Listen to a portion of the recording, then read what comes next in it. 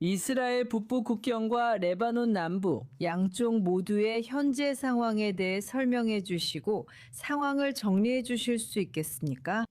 네, 그래서 이스라엘 방위군 IDF를 따라 통제권을 확보하려 하고 있습니다. 사실 거기에 선은 없습니다.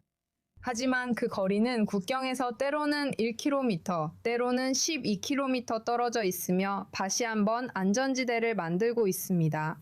그리고 그 지역에는 약 50개의 시아파 무슬림 마을이 있는데 헤즈볼라가 그 마을 안과 지하에 있기 때문에 이스라엘 방위군 의회에 지금 파괴되고 있습니다.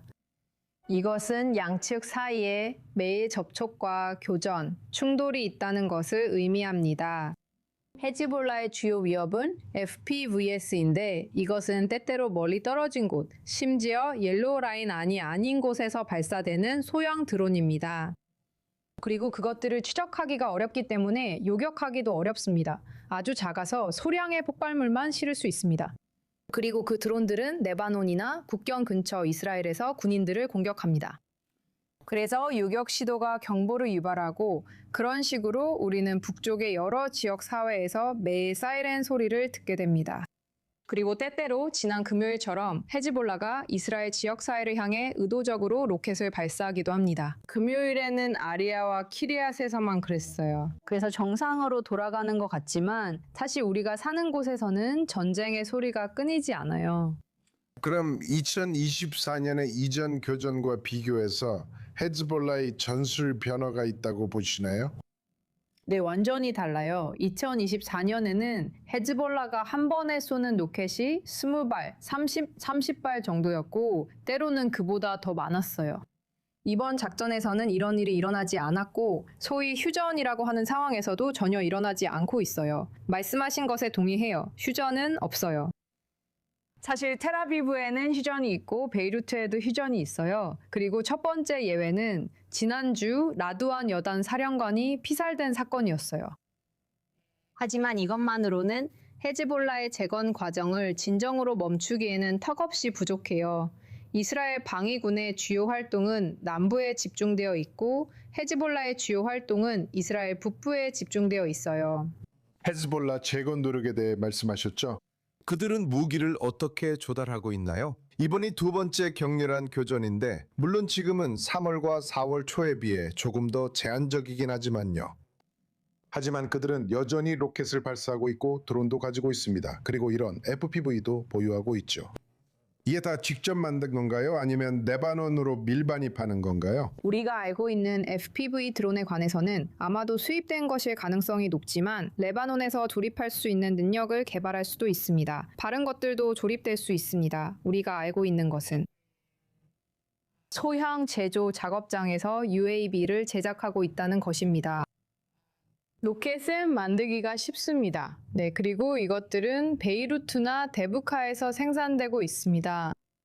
수입품에 관해서는 시리아 정부가 일부를 압수하고 있음에도 불구하고 시리아발 밀수망은 여전히 계속되고 있습니다. 하지만 현지에는 돈을 받고 그런 일을 하는 밀수업자들이 있습니다. 그리고 시리아와 레바논 사이의 국경은 벽이나 울타리가 없다는 점을 명심하세요. 그리고 그 지역의 지형 때문이기도 합니다. 트럭이 언덕과 계곡을 건널 수 있다면, 즉 길이 있다면 가능성도 있다는 뜻입니다.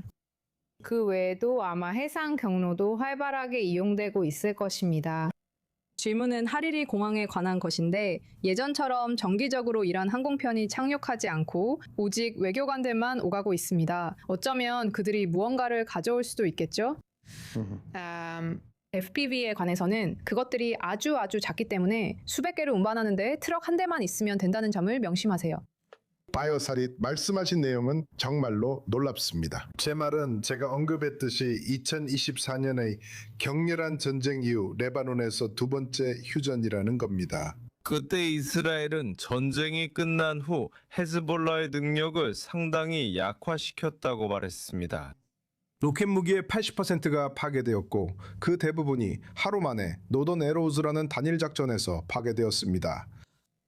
그들이 이런 성과를 낼 수 있었던 이유를 어떻게 설명하시겠습니까? 여전히 한 번에 30발씩은 아니더라도 북부 접경 지역 사회에 수십 발의 로켓을 발사한 날들도 있었습니다. 그들이 여전히 그런 식으로 행동할 수 있었던 것에 놀라셨나요? 그리고 다시 한번 그 이유를 어떻게 설명하시겠습니까?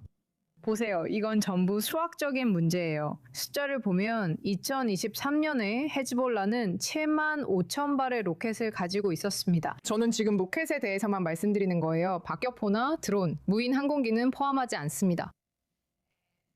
이스라엘의 다양한 사거리를 위해 그중 일부는 정밀 유도 미사일이었어요. 7만 5천 발 가운데 약 80%가 감소했습니다.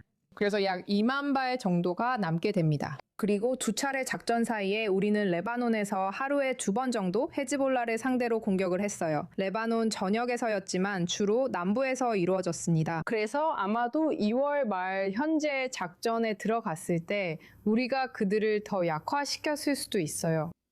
그들은 여전히 수천 발의 로켓을 보유하고 있고 이것이 현재 상황입니다. 하지만 헤즈볼라는 하마스처럼 이스라엘 공동체를 상대로 침공을 감행할 능력이 없어요. IDF는 이스라엘 민간인들과 헤즈볼라 사이에서 완충 역할을 하고 있어요. 금명이 헤즈볼라에게는 많은 어려움이 있지만 전쟁은 아직 끝나지 않았어요. 삶이 아직 정상으로 돌아오지 않았지만 우리는 모든 것을 균형 있게 봐야 해요. 오늘날의 상황은 2023년 이전보다 더 나아졌어요. 왜냐하면 우리는 매일 국경선에서 그들을 봤었지만 이제는 그들이 더 이상 거기에 없기 때문이에요.